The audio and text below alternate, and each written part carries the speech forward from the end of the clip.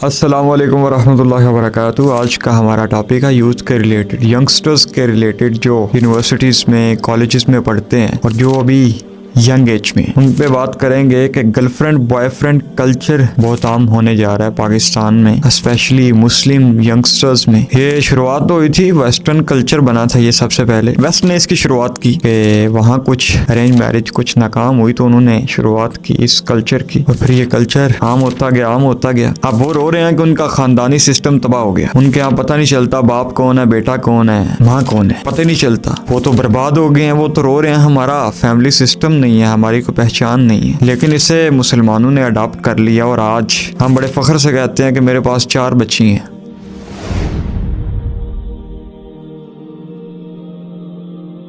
सबसे पहले तो इस बात को समझें कि जो भी यंगस्टर जिसकी कोई गर्लफ्रेंड है या जिसका कोई बॉयफ्रेंड है, उसके ज़हन में सबसे बड़ी गलतफहमी यह है कि पसंद की औरतों से शादी करने का हुक्म है इस्लाम में। तो पहले ज़ाहिर बात है पसंद करेंगे तो फिर शादी करेंगे, इसलिए हम एक दूसरे को समझना चाहते हैं। इस समझने के लिए हम एक दूसरे के साथ टाइम पास करते हैं, एक दूसरे की साइकी को समझ रहे हैं, बातें करते हैं, चैटिंग करते हैं। अल्लाह फरमाता है कुरान में, फनकिहू मा ताब लकुम मिनन निसाई मसना व सुलासा व रुबा, कि पसंद की औरतों से शादी करो, 2-2, 3-3, 4-4।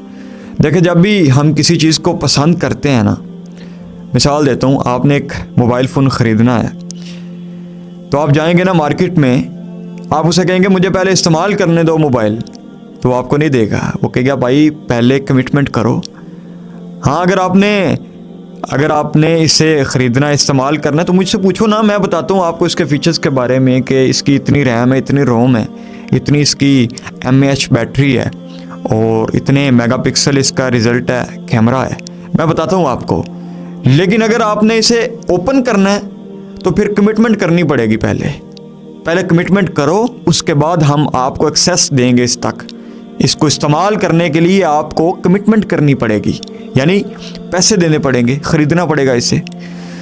तो इस तरह वो इस्तेमाल नहीं करने देते। वो कहते हैं फ़ीचर्स पूछ लो हमसे, हम बताएंगे आपको। सबसे पहले आपको हम कोई दिखा देते हैं कि इसमें कितनी रैम है, कितनी रोम है, स्टोरेज कितनी है, हम फीचर्स बताएंगे, फंक्शंस बताएंगे। पहले पूछ लो। इस्तेमाल हम तभी करने देंगे जब आप कमिटमेंट करोगे, यानी पैसे दोगे, ख़रीदोगे इसे बाकायदा।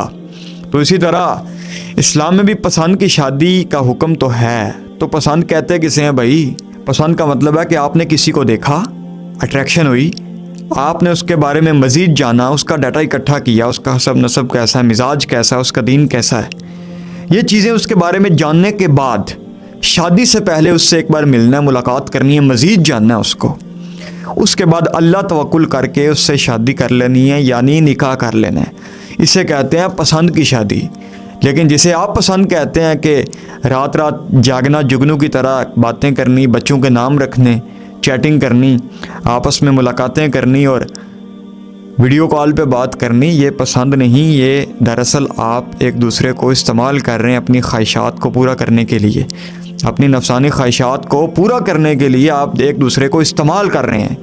नाम क्या है कि हम एक दूसरे को पसंद कर रहे हैं, जान रहे हैं, टाइम पास करना चाहते हैं, उसके बाद ही तो पता चलेगा कि लाइफ पार्टनर है, सारी ज़िंदगी गुजारनी है। आप इस्तेमाल कर रहे हैं एक दूसरे को, शैतान ने आपको फंसा रखा है अपने जाल में।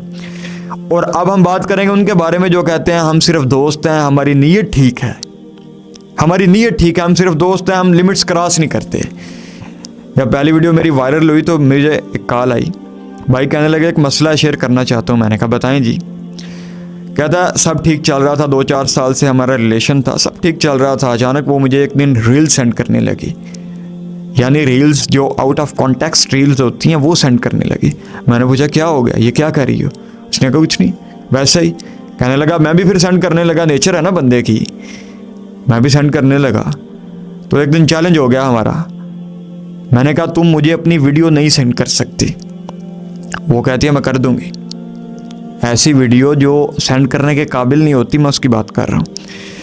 कहता तुम नहीं सेंड कर सकती, चैलेंज है मेरा, तुम नहीं, मुझ पे एतबार ही नहीं है, आप तुम्हें ट्रस्ट ही नहीं है हमारे लव पे इतना कि तुम अपनी मुझे वीडियो सेंड करो। वो कहती है मैं कर दूंगी। कहता इसी तरह मैं उसे कहता रहा और उसने मुझे सेंड कर दी। कहता वो दिन और आज दिन मैं वो वीडियो देखता हूँ तो मुझे नींद नहीं आती, मैं मस्टरबेट करता हूँ और अपने आप को ज़ाया कर रहा हूँ, अपने आप को वेस्ट कर रहा हूँ, तो मुझे वो भूलती नहीं है। आप देखें शुरुआत कहाँ से हुई थी, जस्ट फ्रेंड्स से, कि हमारी नीयत ठीक है, 5 उंगलियां बराबर नहीं होती, हम एक दूसरे के साथ टाइम गुजारे हैं कि हम एक दूसरे को समझ सकें। और नतीजा क्या हुआ है कि उसने अपनी वीडियो तक सेंड कर दी है, यानी अपनी हया का सौदा कर दिया। तो इस तरह बंदे को शैतान ट्रैप करता है। ये शैतान की चालू में से एक चाल है कि वो बंदे से पहले छोटे छोटे गुनाह करवाता है, बंदे को पहले आदी करता है, पहले उसके दिल में से अल्लाह की मोहब्बत को गायब करता है। जब बंदा एक गुनाह करता है ना, अल्लाह के नबी का फरमान है सल्लल्लाहु अलैहि वसल्लम कि जब बंदा एक गुनाह करता है तो उसके दिल पे एक स्याह नुक्ता लग जाता है। अगर वो तौबा कर ले, माफ़ी मांग ले, इस्तिग़फ़ार करे तो वो दिल साफ़ हो जाता है, नुक्ता ख़त्म हो जाता है। लेकिन अगर वो गुनाह करता रहे, लगातार गुनाह करता रहे, तो वो नुक्ता भी बढ़ता चला जाता है और एक वक्त आता है बंदे का दिल स्याह हो जाता है। तो शैतान पहले आपके दिल को छोटे छोटे चैलेंज आपसे करवा के, छोटे छोटे गुनाह करवा के आपके दिल पे वो नुक्ते लगा लगा के आपका दिल स्याह करता है, सख्त करता है, अल्लाह की मोहब्बत को गायब करता है और फिर आपको बड़े प्रोजेक्ट के लिए तैयार करता है। फिर आप एक दिन ऐसा बड़ा गुनाह कर बैठते हैं कि आपको यकीन नहीं आता अपनी ज़ात पे कि ये गुनाह मैंने ही किया है। आपको अपनी हिस्ट्री पे यकीन नहीं आता, तो इतने इतने मैंने गुनाह कर दिए, कहाँ से मैंने छोटे से गुनाह से शुरुआत की थी। मुझे ऐसे लगता था कि ये तो कोई बड़ा गुनाह ही नहीं है, ये तो कोई बड़ी बात ही नहीं है, ये सब करते हैं, सब करते हैं। तो छोटे से गुनाह से आप शैतान आपसे शुरुआत करवाएगा और एक वक्त आएगा कि आप इतना बड़ा गुनाह कर बैठेंगे कि आपको खुद से नफ़रत हो जाएगी, आप पछतावा कर रहे होंगे।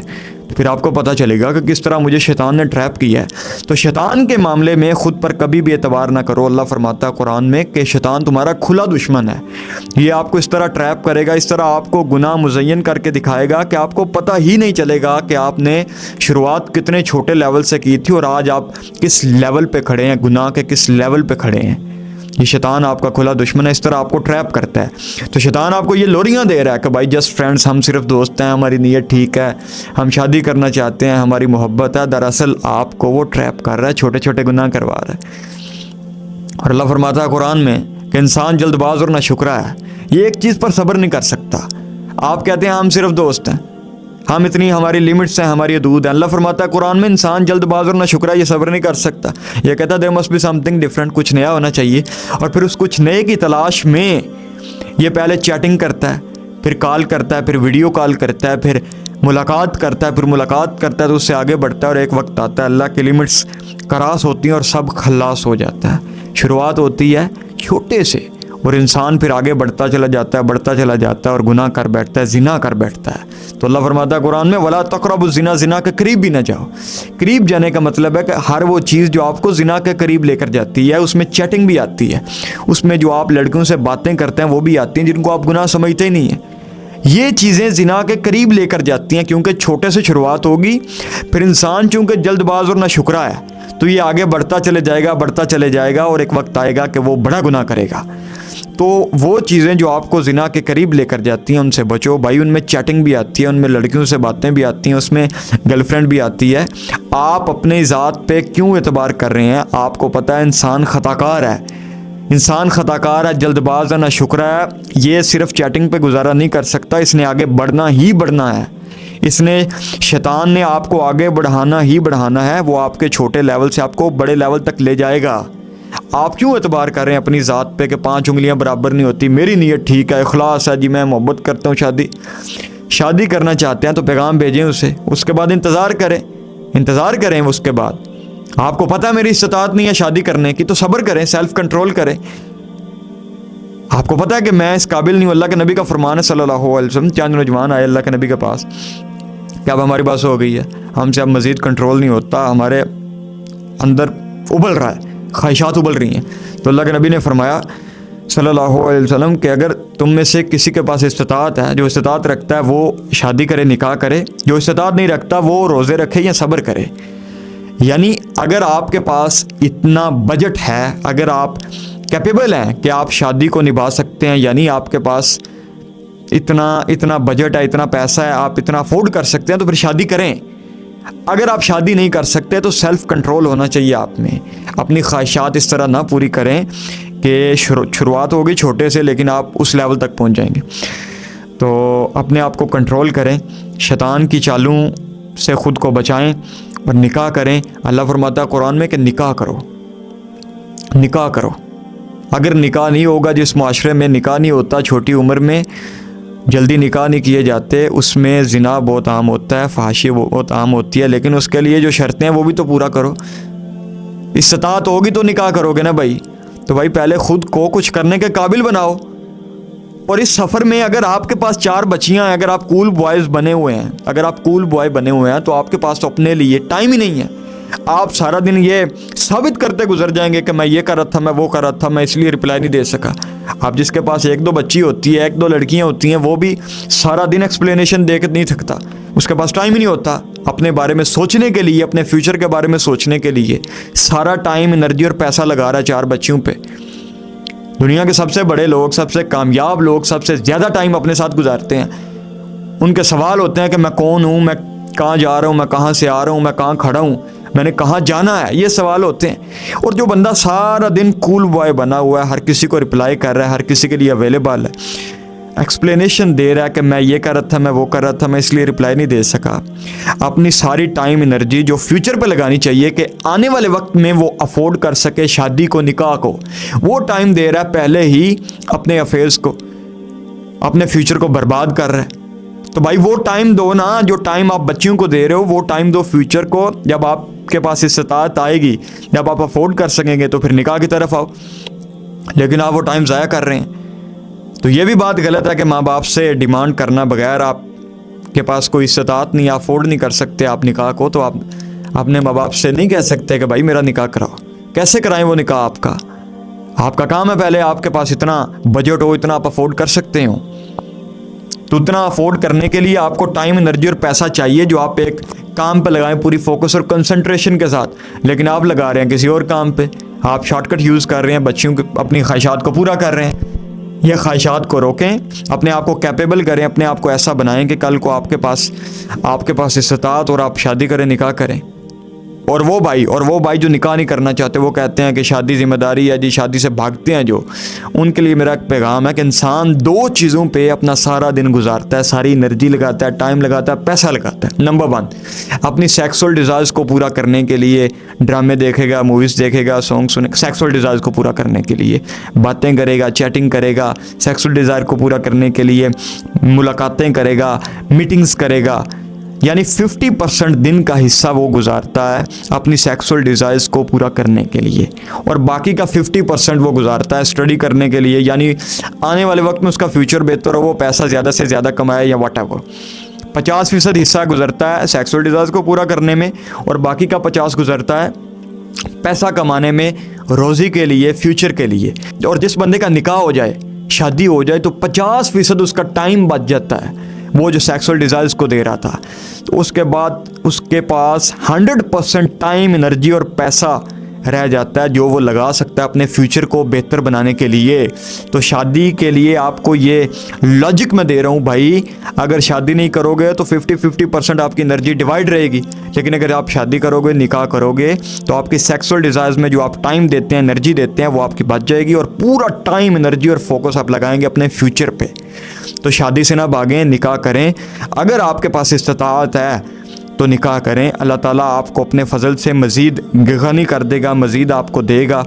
तो निकाह करने से बिल्कुल ना भागे, मेरा ये पैगाम है। जिसके पास इस्तात है वो निकाह करे, और जिसके पास इस्तात नहीं है वो अपने आप को इस काबिल बनाए कि आने वाले वक्त में वो शादी को, निकाह को अफोर्ड कर सके। इसके बगैर भी अपने माँ बाप को ये बात कहना कि मेरी शादी कराओ, वो भी एक गलत बात है। आप अपने आप को कैपेबल बनाओ ना 17, 18, 20 साल में कि आप शादी के काबिल हो जाओ, फिर करेंगे आपकी शादी। उनको क्या शौक़ है आपको घर बिठाए रखने या आप पे जुल्म करने का? उनकी भी मजबूरी है। तो शादी के काबिल हो जाएं। और यार ये यूनिवर्सिटीज़ में को एजुकेशन में बड़ा सवाल आता है कि किस तरह यार बचें। असाइनमेंट के लिए बात करनी पड़ती है लड़कियों से, वैसे भी कोई ना ज़रूरी बात हो जाती है।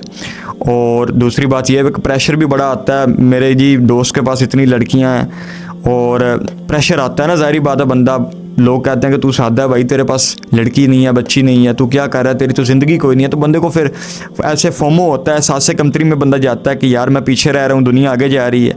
तो उनके लिए मेरा पैगाम है जो ये समझते हैं कि मैं पीछे रह रहा हूँ, भाई ये जो कूल बॉयज़ हैं ना, इनका आने वाले वक्त में कोई फ्यूचर नहीं है। यही वो लोग हैं जो आने वाले वक्त में कहेंगे पाकिस्तान में स्कोप नहीं है, क्योंकि ये अपना सारा टाइम, एनर्जी और पैसा जो फ्यूचर पे लगाना चाहिए था वो लगा रहे हैं बच्चियों पे, वो टाइम इधर दे रहे हैं, अपने टाइम को ज़ाया कर रहे हैं। आने वाले वक्त में इनका कोई फ्यूचर नहीं होगा, ये फारिग हो जाएंगे।